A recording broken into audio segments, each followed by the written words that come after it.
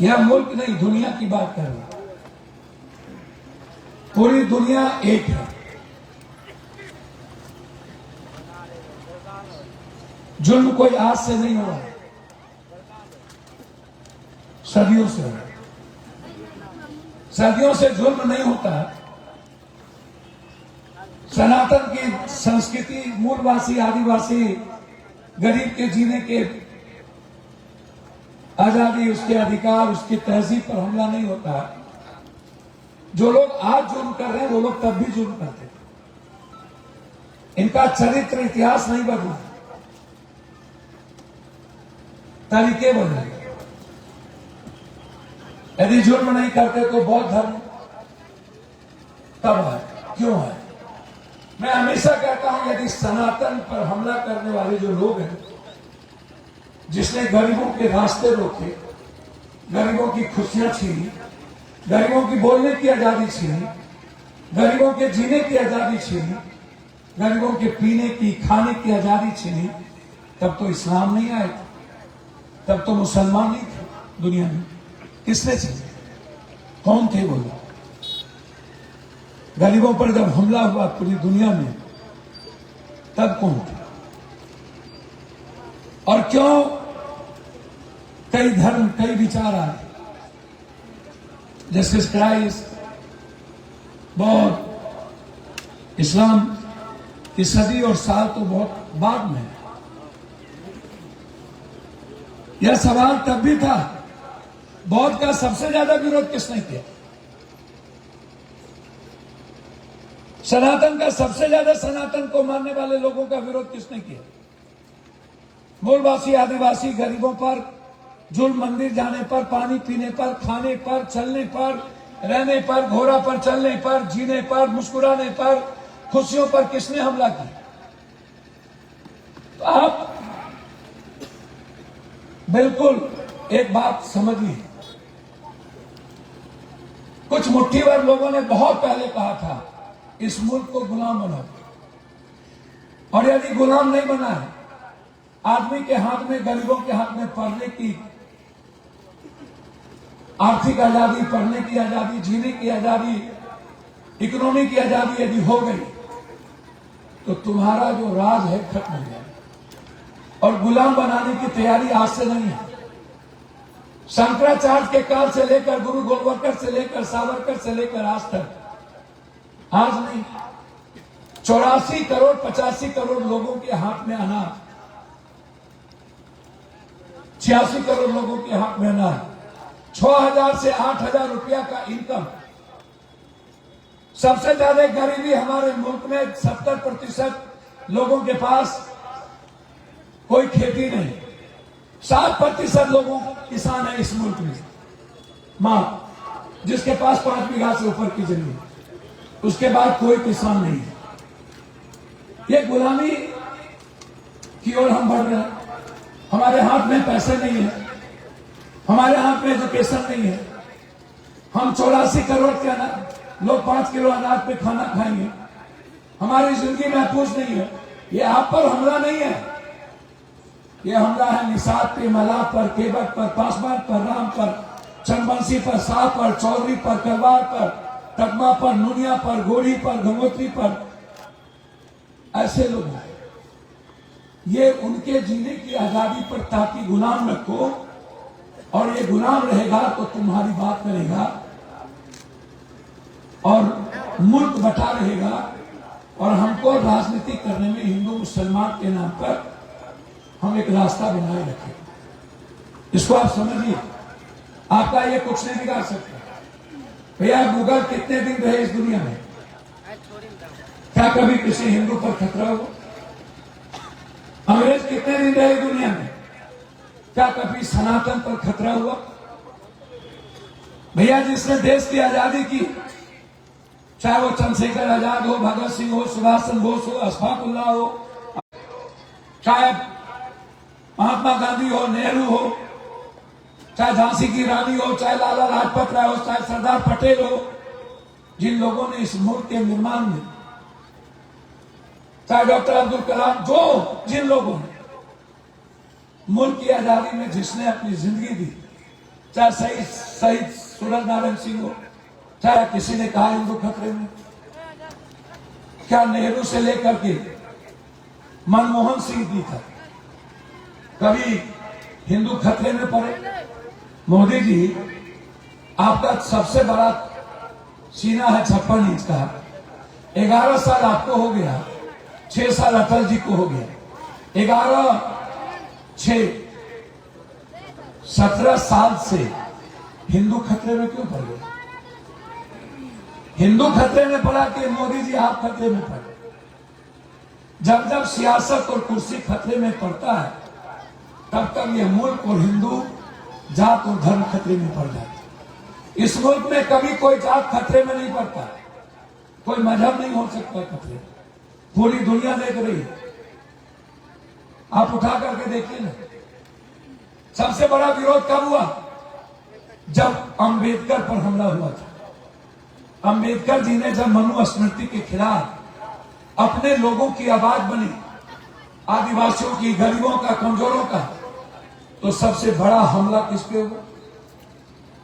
बुद्ध को तो भारत छोड़ने पर मजबूर इन्हीं लोगों ने किया। कौन थे ये बुद्ध? फिर अंबेडकर पर सबसे बड़ा हमला किसने किया?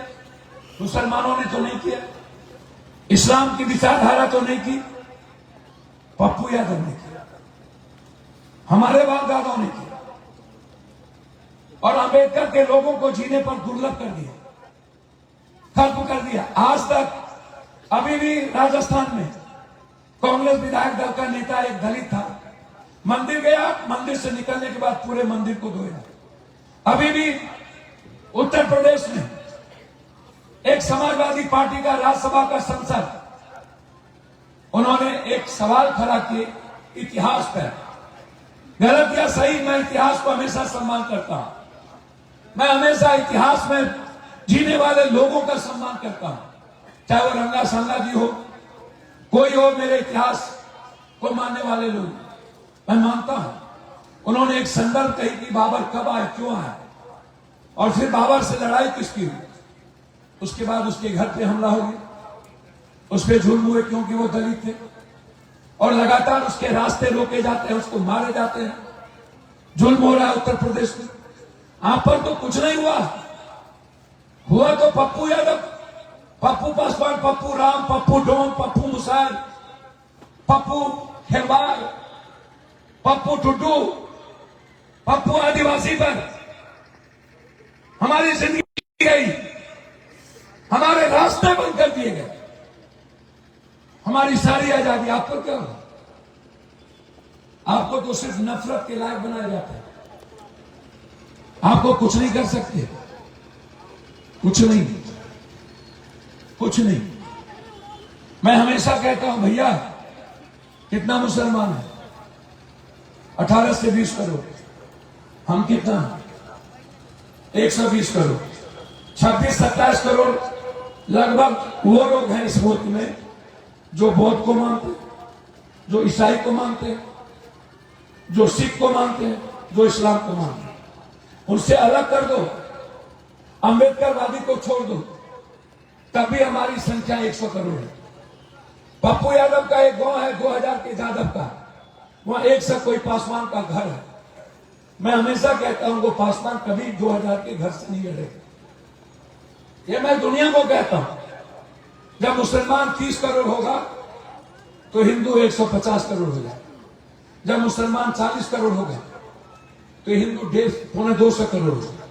जब मुसलमान 60 करोड़ होगा तो हम 200 करोड़ पास कर जाएंगे। और आप कहते हो कैसे कोई कम संख्या और ऐसे लोग आप पर लड़ाई लड़ेगा?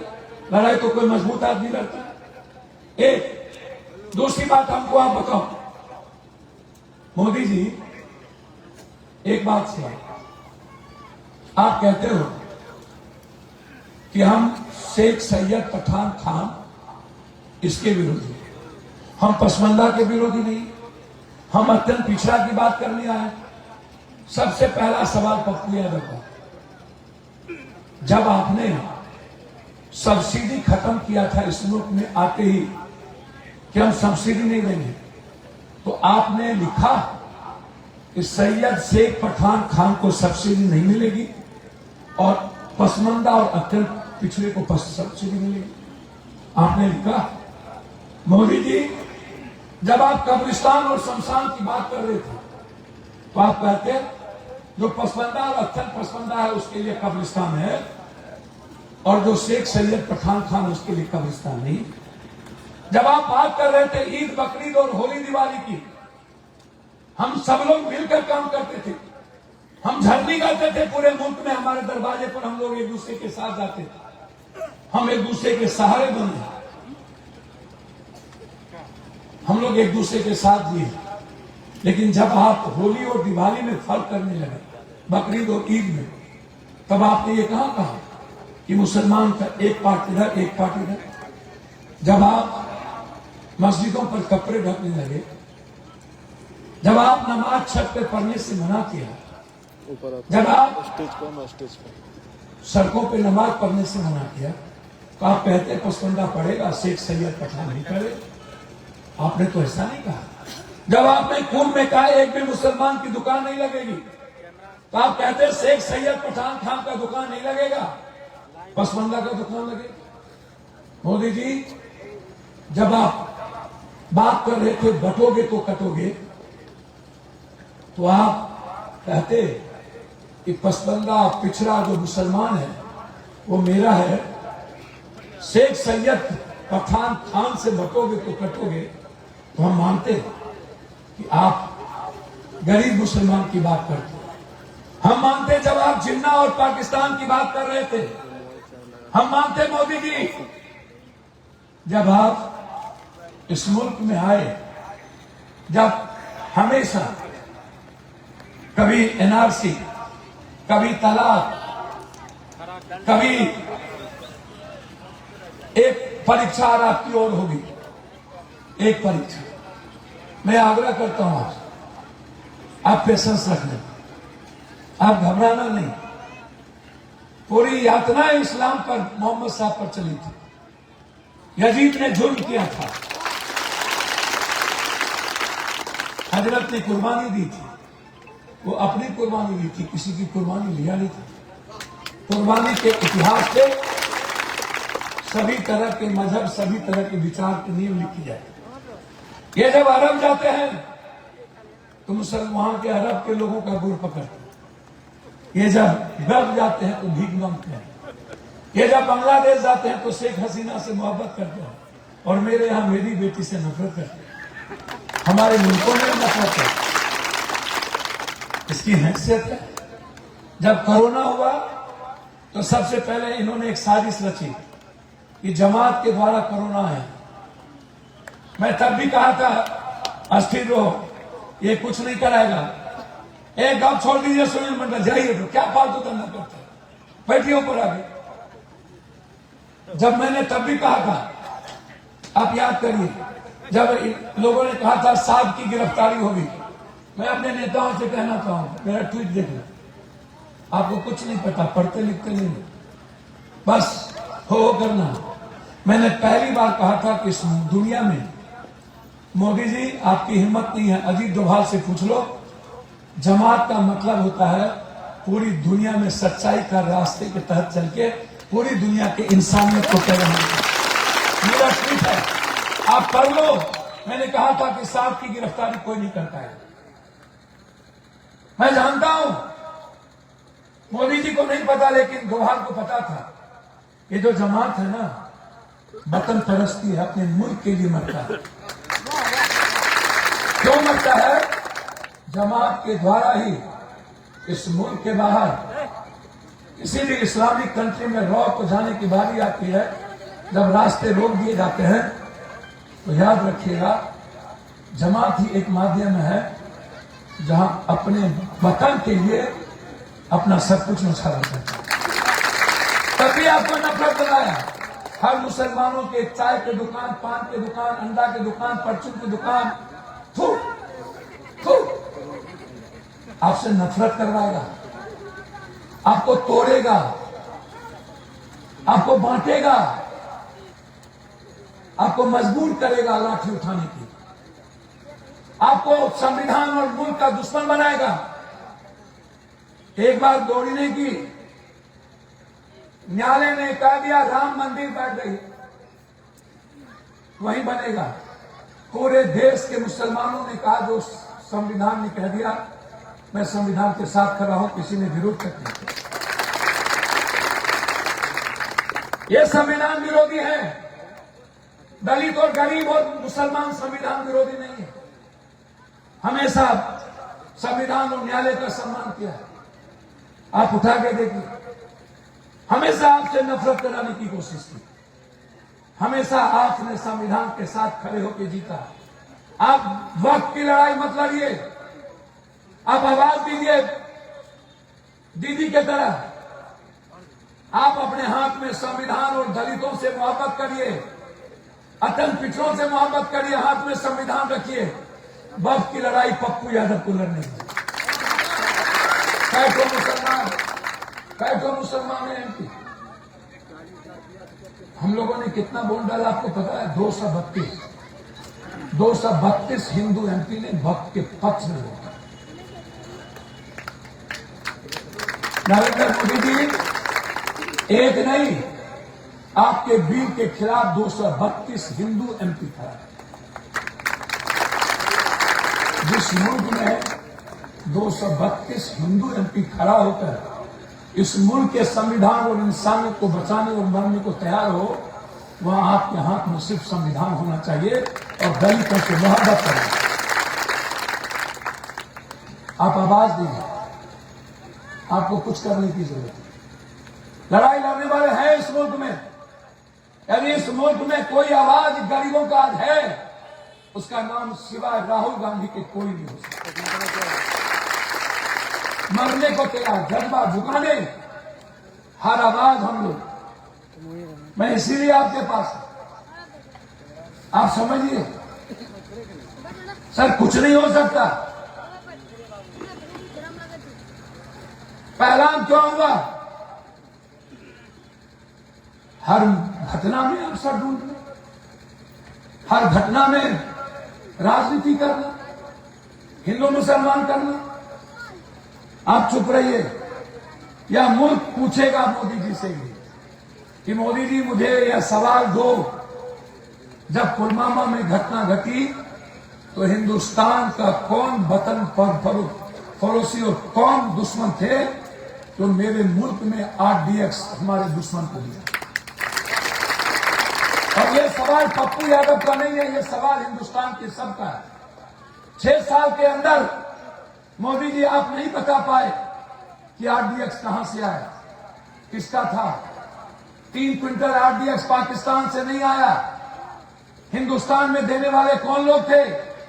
और आपने पुलवामा के 40 शहीद के नाम पर राजनीति करके वोट ले ली, लेकिन शहीदों को मारने वाले दुश्मन को सजा नहीं दिला सकते।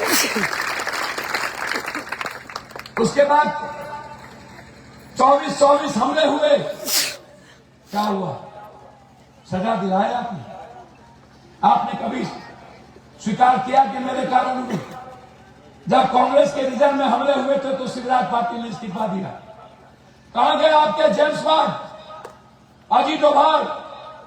कहां गई आंतरिक परीक्षा? अरे मोदी जी, कश्मीरी नहीं होता, कभी घोड़े वाले नहीं होते।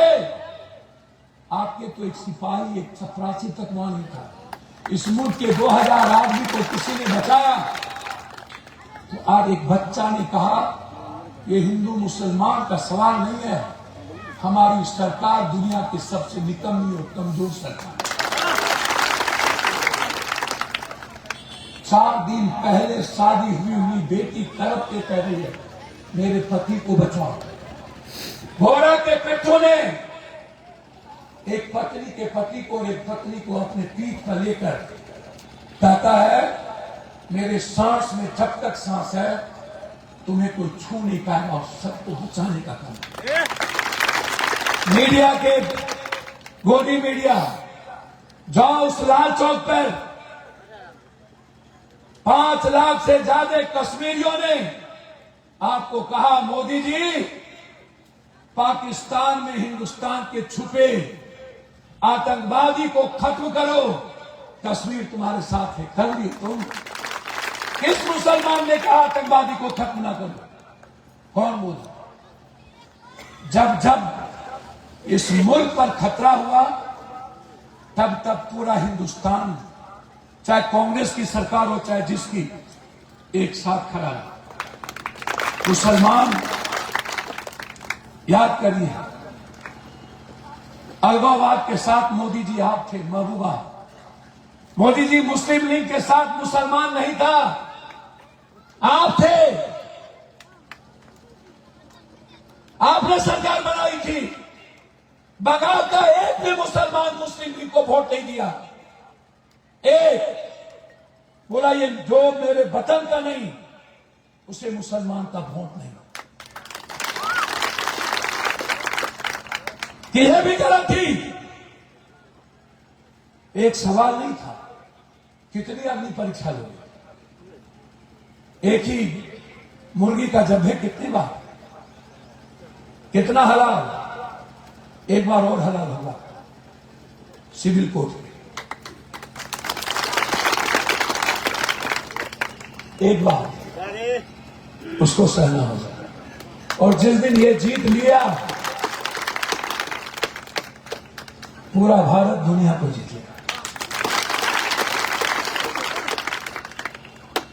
ये आप पर हमला नहीं है, इस देश के लोकतंत्र पे हमला है, इस देश के संविधान पे हमला है। आप बेफिक्र रहिए, आपको डराएगा, आपको मजबूर करेगा मुल्क का दुश्मन बनाने पर। आप कुर्बानी दे देना, लेकिन संविधान से अलग कभी ना जाए। मैं हाथ जोड़ने आया, मैं रहूं ना रहूं, ये दुनिया रहेगी। कितना परीक्षा है, सदियों से आज तक हम लोगों ने परीक्षा, हम लोगों पे जुर्म हुआ। इसीलिए आप चिंता मत करें, न्यायालय जिंदा है, पप्पू यादव जैसे लोग जिंदा है। विरोधी थे, जब मंडल की लड़ाई हुई तो कमंडल ले आए, जब मंडल की लड़ाई हुई, दलित एसटी एससी लड़ाई लड़ रहा था, तो आपने क्या किया? याद करिए, बीजेपी लोग बीपी सिंह से समर्थन वापस ले लिया। आपने कर्पूरी जी जब नारा दिया आरक्षण का, तो आपके लोगों ने ये आरक्षण कहां से आई, कर्पूरी की मां भी आई। जगदेव बाबू जब नारा दिए अब की बारी भागों में, गोली कलाई कागों में, तो आपके लोगों ने जगदेव बाबू को पीट के मार दिया। भैया आपने पिटाई नहीं की, मारा गया जगदेव कुशवाहा, मारा गया कर्पूरी ठाकुर, मारा गया इस मुल्क के वो 90% लोग जिसको जीने के लिए आरक्षण चाहिए था। सबने विरोध किया, जाति जनगणना का विरोध किया, आपका नहीं। हमारे आरक्षण के ये दुश्मन है। पहली बार सदियों से हम ये सवाल उठाते रहे। राहुल गांधी 10,000 किलोमीटर चले, 43% आरक्षण हमने दिया। मोदी जी यदि सही में जाति जनगणना कराना चाहते हो, मैं चैलेंज करता हूं आपको, जिसकी जितनी जनसंख्या उतनी भागीदारी और उतना आरक्षण दे दो, दे दो। मोदी जी, मैं दो बात कहना चाहता हूं। मुल्क कहता है हिंदुस्तान को बचाओ, दुनिया कहती है आतंकवाद के खिलाफ लड़ो, पूरा मुल्क साथ है। आप कहते हो नहीं, मैं हिंदू मुसलमान हूं, मुझे सियासत करना, मुझे सत्ता चाहिए। आपको कुछ नहीं। पहलगाम में 47 मोदी जी कहां से आए, कौन लाए, क्या हुआ? इतने दिनों के बाद आतंकवादी को आपने निकाला क्यों नहीं? कौन रोक रहा आपको? कौन है मुल्क के वो दुश्मन जिसने 47 दी? मोदी जी, सिपाही क्यों नहीं थी, आर्मी क्यों नहीं था, सेना क्यों नहीं थी, कश्मीर के सीआरपी क्यों नहीं थी, कश्मीर की पुलिस क्यों नहीं थी? 1 महीने के बाद केदारनाथ का दौरा था, फिर भी फोर्स नहीं थी। क्यों मोदी जी? कौन है इसके पीछे? पहलगाम में भी आपने पुलवामा करने की कोशिश कुछ गोदी मीडिया और कुछ अनभक्तों ने किया। अब तो आप ही को गाली दे रहा मोदी। इसीलिए मैं अंत में कह के जाता हूं, आप मत सोचिए, कुछ नहीं होना चाहिए, कुछ नहीं होगा। यह मुल्क एक है, यह मुल्क जीना चाहता है, यह मुल्क नफरत के खिलाफ है, यह मुल्क बंटना नहीं चाहता। हम संविधान के झंडे के तहत एक रहना चाहते। जब तक न्यायालय है, गाली दे दो, निशिकांत दुबे, मजे ले लो, पहलगाम में 300 फोर्स के साथ डांस कर लो, सरहद पर आपका बच्चा मरने नहीं जाएगा। मोदी जी, सारे नेताओं के बेटा बेटी को बोलो सरहद जाना। जितना हिंदू परस्त लोग हैं इस मुल्क में, बाबा लोग, हमने कहा धीरेन्द्र लोगों को RDX लगा दो, जन्नत जाने का बहुत शौक है, और RDX लगा के पाकिस्तान में आतंकवादी के कैंप में भेज दो, उड़ा दे, ताकि हमारा हिंदू बच जाए और इन लोग को जन्नत भी मिल जाए और ये लोग शहीद भी हो जाए। हम सबका मूर्ति लगाते हैं और जल चढ़ाएंगे इन बाबाओं के और नेताओं के बच्चों को। तब तो नहीं करोगे, तब नेता का बेटा नहीं निकलेगा, तब ये हिंदू करने वाले लोग नहीं निकलेंगे, तब मरेंगे निर्दोष हिंदू। नोटबंदी में कहा मुसलमान सूद ब्याज नहीं खाता, पैसा जमा नहीं करता बैंक। मोदी जी नोटबंदी कर दो, मियाँ का सब पैसा खत्म। अरे मोदी जी 140 हिंदू मरा है, कुटुंब मियाँ नहीं मरा। उनको तो आश्चर्य लगेगा, पैसों खत्म नहीं हुआ।